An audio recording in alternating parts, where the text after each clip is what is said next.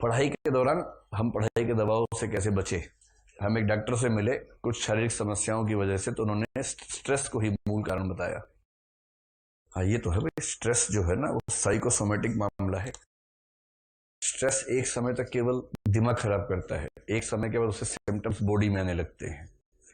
फिर आपको नींद ना आना, नींद चट गई, तनाव हो रहा है, और कभी कभी तो वाइब्रेशन बॉडी में होने लगेंगे। वो सब चीजें स्ट्रेस से हो जाती है। तो स्ट्रेस से बचने का एक ही तरीका है कि थोड़ा सा इंसान की तरह से पढ़िए, मशीन मत बनिए। मुझसे तो कोई सलाह मांगता भी नहीं आजकल, क्योंकि मैं ऐसी सलाह देता हूँ फिर बच्चे आते नहीं मेरे पास सलाह मांगने के लिए। आते हैं कि सर कितना पढ़ें, कैसे पढ़ें। मैं बोलता हूँ देखो, सप्ताह में एक फिल्म जरूर देखनी है, ये पहली सलाह है। सप्ताह में एक फिल्म, अगर स्कोप है तो सिनेमा हॉल में जाके देखिए, दो चार दोस्तों के साथ देखिए। BF GF वाले चक्कर मत पड़िएगा, उसमें तनाव ज्यादा होता है। और गए थे फिल्म देखने, सिर्फ फुटवा के लौटे हैं वापस, तो वो सब दो चार अच्छे दोस्त जाए वो ज्यादा ठीक रहता है, हंसी मजाक खूब होता है ना। बाहर ना जा पाए कोई बात नहीं, पेन ड्राइव में भरवा के ले आइए फिल्म, और किसी एक लैपटॉप पर देख लीजिए सब बैठ के। वो सब थोड़ा होना चाहिए।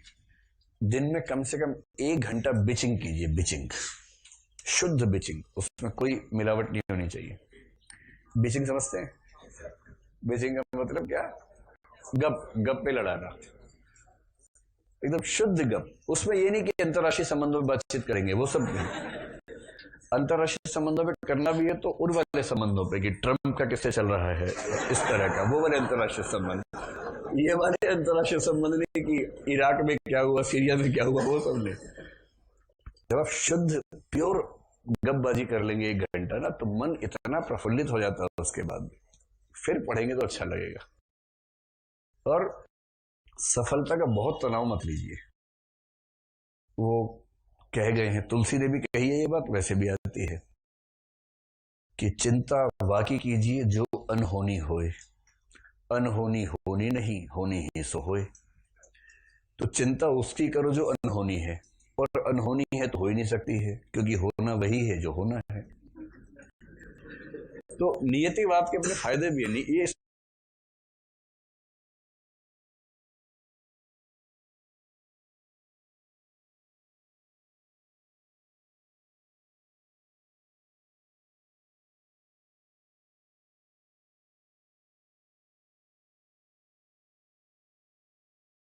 इसको डिटर्मिनिज्म कहते हैं। नियतिवाद का मतलब सब कुछ पहले से तय है। इसका फायदा ये है कि आपको तनाव नहीं होता, कि पहले से तय है ही, तो फिर टेंशन किस बात की है। और मैं ये बात कई बार कहता हूँ, सीरियसली कहता हूँ, कि इस एग्जाम की तैयारी करने का केवल बोनस है कि आप IAS बन गए। ये सिर्फ बोनस है, शुद्ध बोनस है। इस एग्जाम की तैयारी करने के बाद आप जीवन में जहां भी जाएंगे, आप अभी जहां हैं उससे बहुत आगे प्लेस्ड होंगे। किसी भी फील्ड में चले जाइए। तो एक लेख मौका मिलेगा तो आपको मैं भिजवाऊंगा उस पर व्हाट्सएप पे। एक व्यक्ति ने पिछले साल एक लेख लिखा, 2 साल पहले की बात है, उसका सिलेक्शन नहीं हो पाया, तो कुछ लोगों ने उसका मजाक बनाया, तो उसने जवाब में एक लेख लिखा, कोरा पे है, कोरा अगर आप फॉलो करते होंगे ना, कोरा पे है वो लेख। और उसका भाव यही है कि इस एग्जाम की तैयारी की, IAS नहीं हुआ कोई बात नहीं, लेकिन उससे इतना कुछ हो गया कि मैं अपना जीवन ठीक तरीके से निकाल ही लूंगा। और फिर उसने कुछ एग्जाम्पल्स दिए कि मेरे साथ क्या क्या हुआ। अब क्योंकि मैं एक ऐसे व्यवसाय में हूं कि अगर मैं आपसे ये कहूंगा कि नहीं होगा तो भी जीवन अच्छा होगा, इसकी ये व्याख्या आप कर सकते हैं कि ये अपनी दुकान चलाने के लिए ऐसा बोल रहा है। अब वो व्याख्या करते रहिए, उससे मुझे फर्क पड़ता नहीं है। लेकिन अगर उस पक्ष को आप थोड़ा साइड में करके समझने की क्षमता रखते हो तो इस बात को मान लीजिए, इस एग्जाम की तैयारी अपने आप में इतनी बड़ी उपलब्धि है, जो अभी समझ में नहीं आएगा बाद में आएगा। तो चिंता मत कीजिए, मस्त होकर तैयारी कीजिए। IAS है, PCS है, बहुत सारे एग्जाम्स है, जुट के काम करेंगे तो कुछ ना कुछ हो ही जाएगा बढ़िया, और शानदार जिंदगी होगी। ऐसा नहीं कि उसके बाद की जिंदगी इससे अच्छी होने वाली है, क्योंकि ये तो आपका बेस्ट फेज है इस समय। दोस्त हैं, पढ़ाई है, पढ़ने लिखने का समय है, कुछ नहीं करना है, घर से पैसे आ जाते हैं। इतना अच्छा फेज जीवन में नहीं आने वाला कभी। ये आपके जीवन का सबसे अच्छा फेज है। इसके बाद इससे खराब ही आने वाला है। IAS बनने के बाद IAS बन के वो मजा नहीं आएगा जो भी आ रहा है आपको मजा। नहीं ठीक है, बुढ़ापे तक कौन बच्चा रह सकता है, उम्र बढ़ेगी तो जिम्मेदारी आएंगी। तो सहज रहिए, मेरी बात को समझे। 1 घंटा रोज क्या करना है? गप्पे मारनी है, सीरियस टाइप की नहीं, मिस्टीरियस टाइप की, ठीक। हफ्ते में एक आध फिल्म देखिए, मन खुश रहेगा। गाने वाने सुनते रहिए, सुबह उठे जब तक तैयार हुए गाने चलने चाहिए, उस समय सुनसान नहीं रहना चाहिए। मतलब मेरे ऊपर तो ऐसे स्ट्रेस नहीं है, मैं आज तक उस जीवन शैली में रहता हूँ। सुबह उठते ही मेरा पहला काम क्या होता है? म्यूजिक। मैंने अपने फोन में है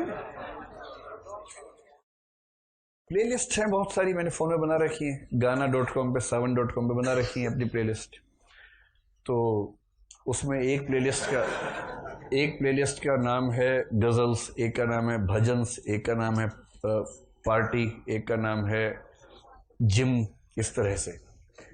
तो अगर एक्सरसाइज, कौन सा हनी सिंह प्लेलिस्ट भी नहीं है, हनी सिंह के गाने बीच बीच में आते हैं, जैसे पार्टी वाले में आ जाते हैं। अब जैसे सुबह उठे मूड भक्ति टाइप का हो रहा है तो भजन चला दिए। वैसे मेरा मूड 100 में से 99 पर गजल टाइप का रहता है, तो मैं गजल चला देता हूँ। अब चलती रहती है गजलें। तो उससे क्या होता है कि जो समय आपके उदास होने का समय हो सकता था, इसलिए ठीक हो गया क्योंकि आपके आसपास माहौल ठीक बना हुआ है। म्यूजिक आजकल जिस तरह से उपलब्ध है, अपने फोन वोन पे हमेशा ऑन रखिए। आजकल तो मैंने देखा जितने बच्चे सड़क पर चलते सब कान में लगा होता है, और जब चलते हैं तो लगता है कि रोबोट चल रहा है कोई। तो कान में लगाइए या वाईफाई ब्लूटूथ स्पीकर लीजिए छोटा सा, पूरा आसपास 3-4 कमरे गुंजा दीजिए सुबह सुबह। मतलब मशीन की तरह पढ़ेंगे तो दुखी रहेंगे, पढ़ाई कीजिए इंसान की तरह तो बात बनेगी। रंग भूमि का पीछे मेरे कह रहे पीछे से बांटनी है।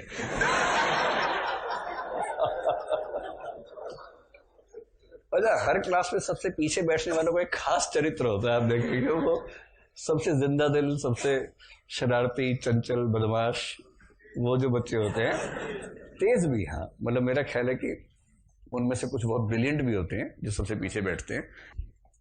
तो मतलब क्लास की जीवंतता उन्हीं से आती है। और सबसे गोलू सबसे आगे बैठते हैं, सबसे गोलू बच्चे। ये एक सामान्य नियम है किसी भी क्लास से, जो सबसे गोलू होगा सबसे आगे आके सीट रोक लेगा, एकदम ठीक से पढ़ाई कर दी, खूब सवाल पूछ लिए, पर्चियां भिजवा लिए, तो गोलूपन है। और सबसे बिंदास टाइप के लोग सबसे पीछे बैठते हैं, वो इस भाव से बैठते हैं कि देखें क्या पढ़ाता है, हमें पढ़ाएगा। वो इस भाव में रहते हैं। तो पहले देखते हैं यत्नच कौन सा, जो कोशिश करके। अगर आप लोग एक्टिंग करते हैं ना एक्टिंग, आप लोग, आपने कल बताया था कि थिएटर किया हुआ आप लोगों ने।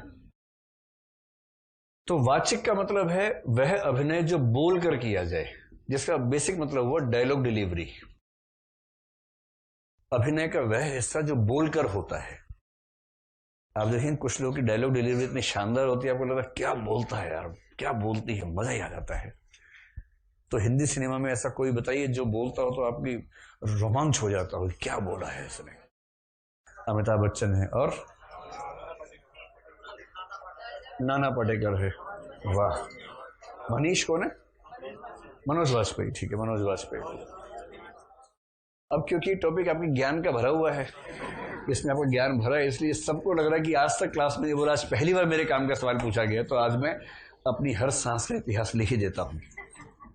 महादेवी वर्मा ने कहा कि आज का व्यक्ति अपनी हर सांस का इतिहास लिख देना चाहता है। और कुछ लोग चंद्रबिंदु लगाते नहीं है, कहता है कि आज का व्यक्ति अपनी हर सांस का इतिहास लिख देना चाहता है, तो फिर वो उस तरह से लिखता है। तो बोलकर यानी कि डायलॉग डिलीवरी। दूसरा है आंगिक या कायिक।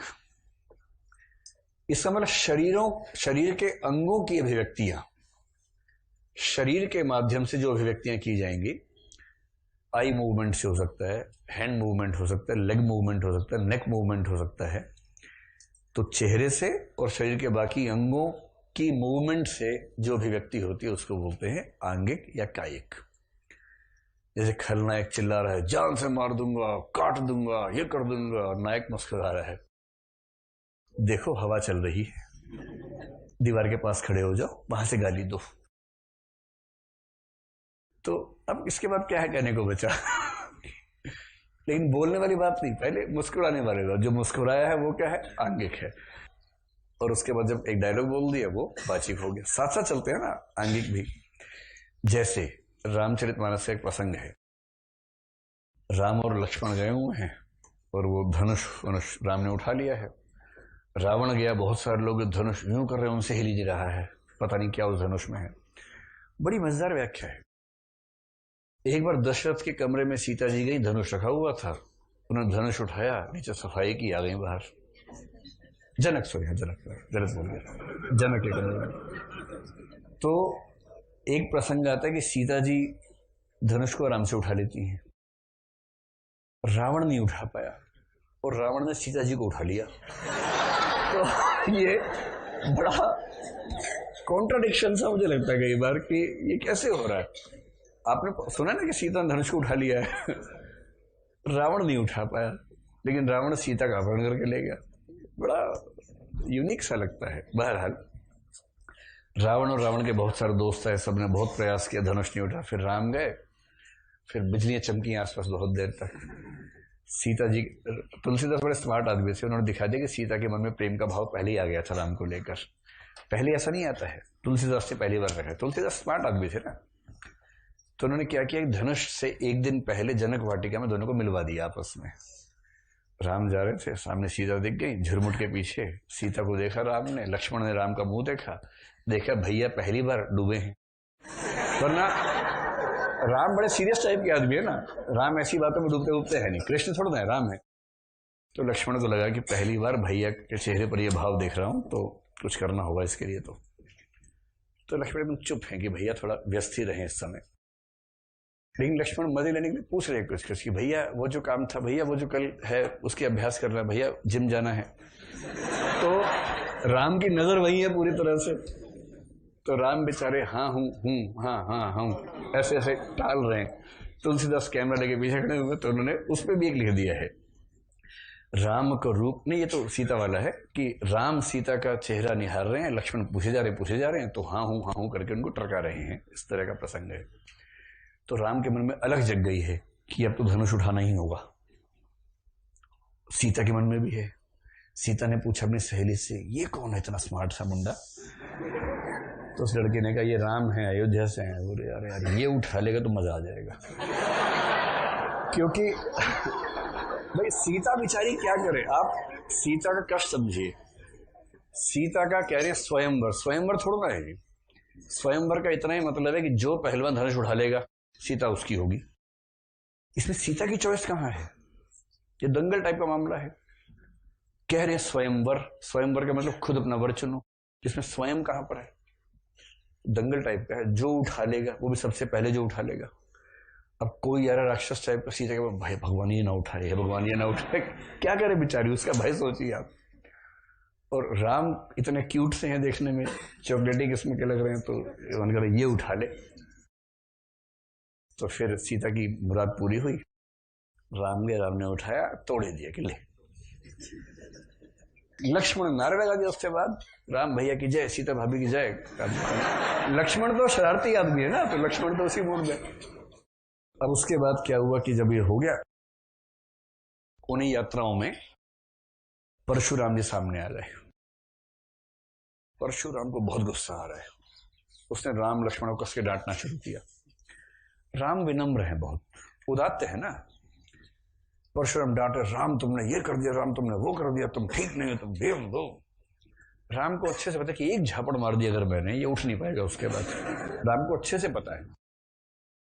राम उदात्त है, शक्तिशाली है, पर शक्ति का दुरुपयोग नहीं करेंगे, क्योंकि राम उदात्त व्यक्ति है, सबलाइम है। तो राम का मानना है कि कोई बूढ़ा डांट रहा है, डांट सुन लो उसकी, क्योंकि उस बेचारे के मन में कुछ भाव है, व्यक्त हो जाना चाहिए। क्यों कुंठित रहे बूढ़ा? लक्ष्मण को सुहाता नहीं कि मेरे भैया को कोई खराब तरीके से बात करे। लक्ष्मण कह रहे, अच्छा भैया को मारोगे, आओ ना आओ। लक्ष्मण का तेवर ये है। परशुराम कह रहे, मार दूंगा, काट दूंगा। कह रहे, आना मार दूंगा। आ तो सही, आगे मार दूंगा, बहुत देखे तेरे जैसे, मार दूंगा, आई ना देखो जाके पहले। वो इस तरह से बात कर रहा है लक्ष्मण। राम को बुरा लग रहा है। तो उसमें एक प्रसंग आता है, तुलसीदास कह रहे हैं कि जब देखा कि लक्ष्मण लगातार ऐसे बात कर रहा है, तो लक्ष्मण को देखकर राम ने अपने नयन तरेरे राम, और जैसे ही आंखें तरेरी, मतलब वो ट्रायंगल में खड़े हैं, यहाँ परशुराम है, यहाँ राम ने समझ लीजिए यहाँ लक्ष्मण है, तो राम ने लक्ष्मण को घूर के देखा, बहुत कस के घूर के देखा, डांटती हुई आंखों से देखा। लक्ष्मण की सिट्टी पिट्टी गुम।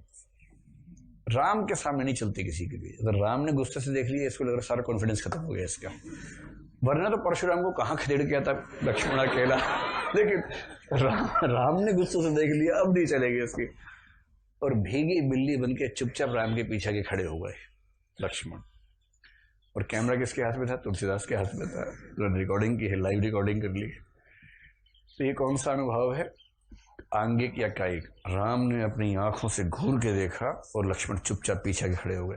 कोई डायलॉग नहीं आया, चुपचाप। जैसे घरों में नहीं होता कि बेल बजी, बच्चे ने कहा पापा अंकल आए, बोल दो बेटा मैं नहीं, जाके बोल दे पापा कह रहे कि वो नहीं है। अब बाप ने सुन लिया, क्या बोल दिया कमल ने, बाप भागा भागा गया। तो वो बोले कि ये कह रहा था कि पापा कह रहे कि आप हो नहीं।